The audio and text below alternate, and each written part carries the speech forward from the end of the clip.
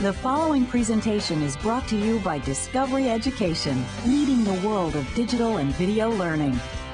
Discovery Education, connect to a world of learning.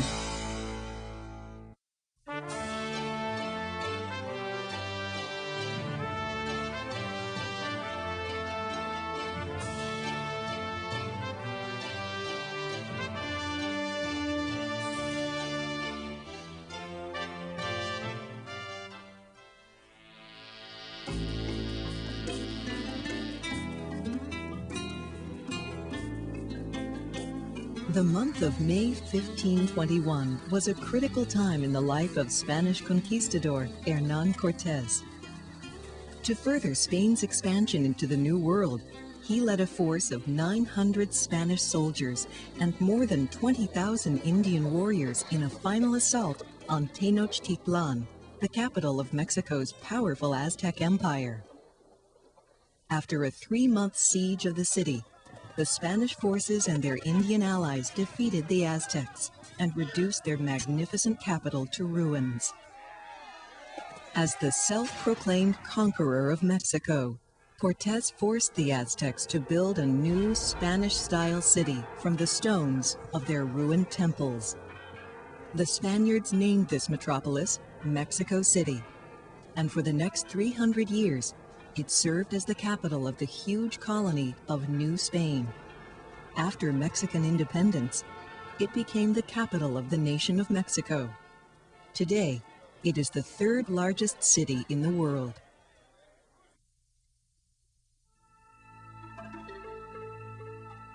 Hernán Cortes was born to a minor noble family in Medellin, Spain in 1485.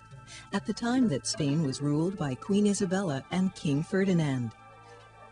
In 1492, when Cortes was 7 years old, the Spanish court sent explorer Christopher Columbus on an expedition to find a westward sea route between Europe and the trading centers of Eastern Asia. Although Columbus did not succeed in finding a sea route to Asia, he discovered an entire new world, opening the continents of North and South America to European exploration and conquest. Columbus founded the first Spanish colony in the New World on the Caribbean island of Hispaniola. Spain's activities in the Americas soon expanded, and its explorers embarked on a mission to acquire land and gold, and to spread the Catholic faith. In 1504, 19-year-old Hernán Cortes joined an expedition bound for Hispaniola. Like other conquistadors, Cortes had a thirst for power, fame, and wealth, and he decided his best opportunity for achieving those goals was to be found in the New World. A short time after he arrived in Hispaniola, Cortes participated in several battles against the local Taino Indians.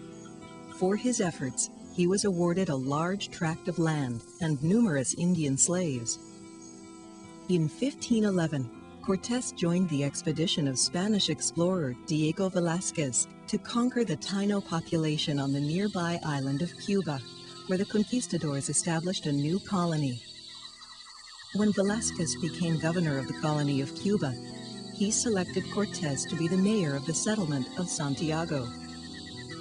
Under Spanish rule, the Taino were forced into slavery, and many became ill from diseases that arrived with the foreign invaders.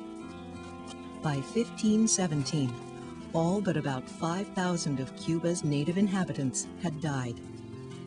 And because of the resulting labor shortage, the Spaniards began importing slaves from Africa to work on the island's sugarcane plantations.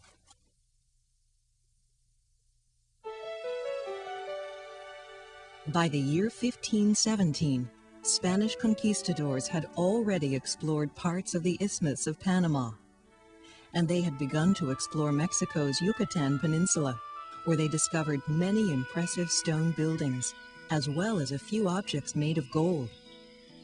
Cuba's colonial governor, Diego Velázquez, heard about the gold and appointed Cortes to head an expedition to Mexico. At his own expense, Cortes assembled 11 ships, several cannons, some 600 Spanish soldiers, and 16 horses for the journey.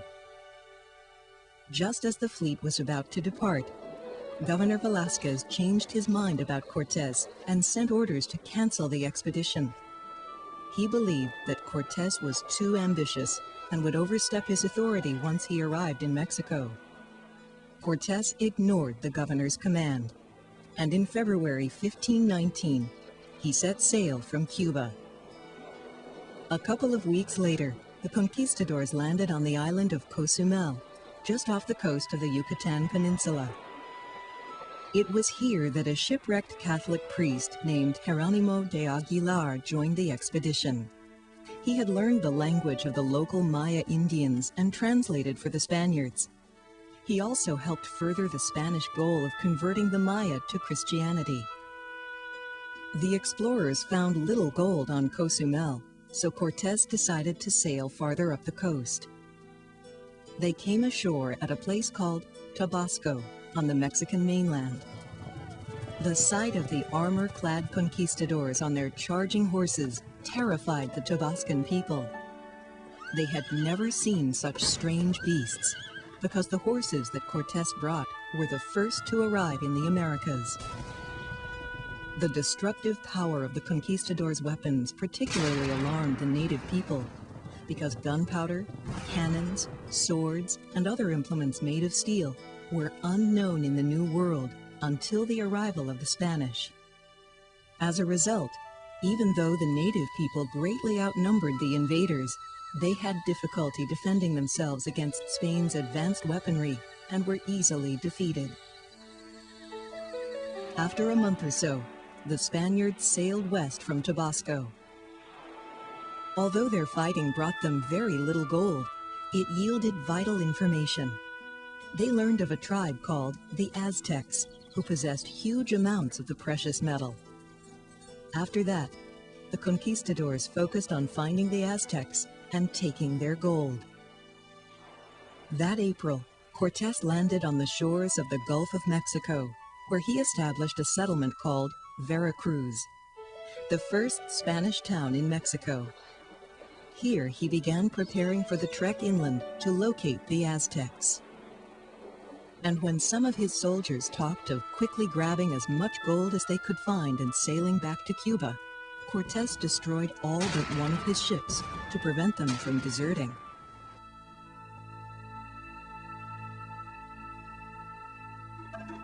The Aztecs were a powerful tribe of Native Americans who ruled over and levied taxes on nearly 500 towns in central Mexico from the 14th century through the early 1500s. The Aztec Empire was home to some 15 million people. The Aztecs' culture was one of the most advanced in the New World. They developed a form of pictographic writing, established laws, composed poetry, and produced intricate handcrafted items. Their capital city, Tenochtitlan, with a population of around 200,000 people, was as large as any city in Europe at that time. Its skyline was impressive, consisting of splendid temples and palaces and massive government buildings. Tenochtitlan stood on an island in the middle of Lake Texcoco, and it was linked to the mainland by elevated roadways. The city's canals were used for transportation, and its extensive gardens provided food for the inhabitants. The Aztecs, who were also known as the Mexica, were governed by an emperor. Emperors were royal family members, but the position was not hereditary. Instead, the rulers were chosen by a council of nobles. Religion was the focal point of Aztec life.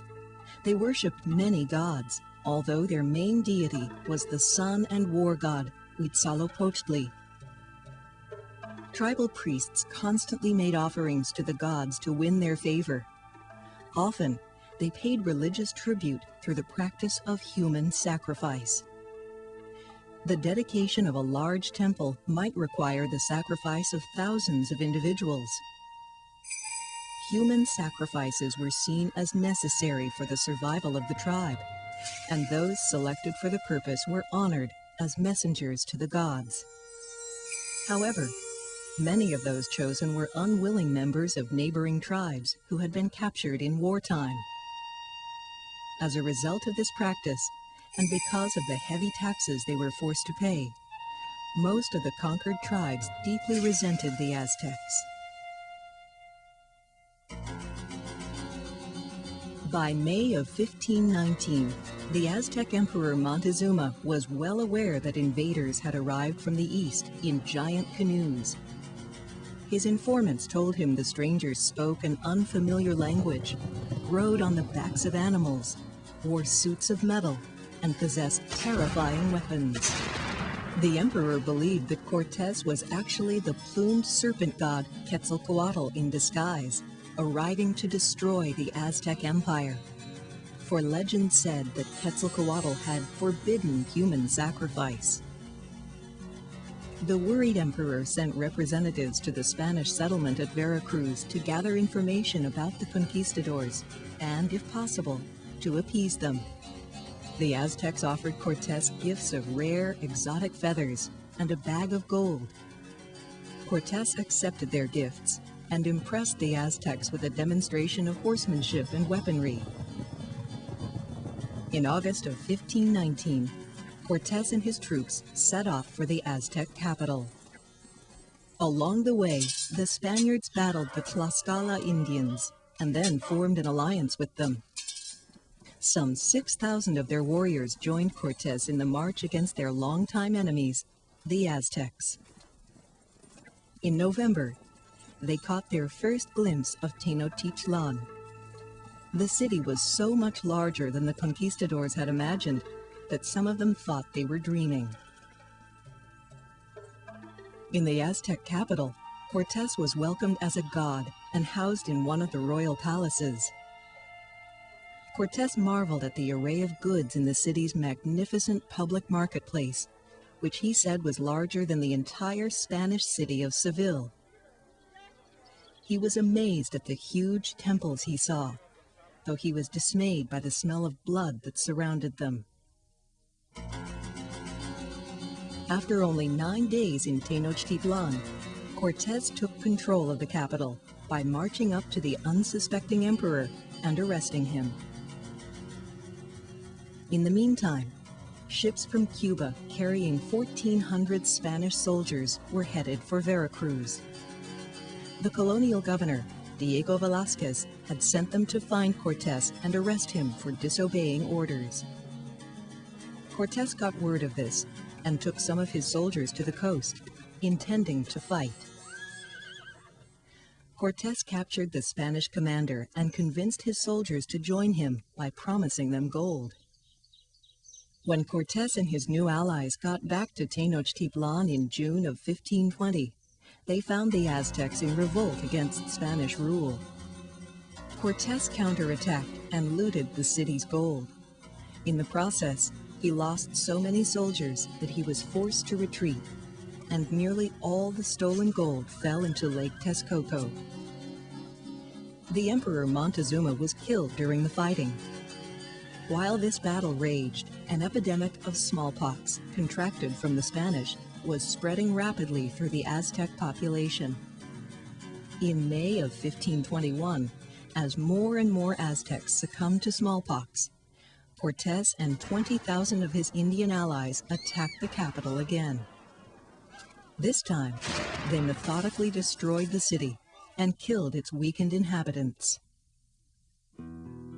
On August 13, 1521, the Aztecs finally surrendered to the Spanish after Cortes captured their leader, the Emperor Cuauhtémoc. After the fall of Tenochtitlan, Cortes began to transform the ruined capital into the metropolis called Mexico City. The Spaniards forced the defeated Aztecs to perform the hard labor of building the new European-style city. Cortes ordered them to tear down the temple of Huitzilopochtli and to use its stones to build this enormous church on the same spot.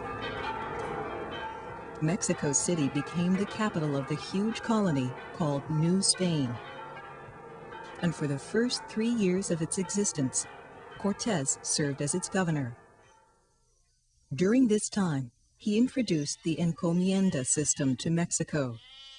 This system, which regulated land and labor, was already in place in Spain's other New World colonies.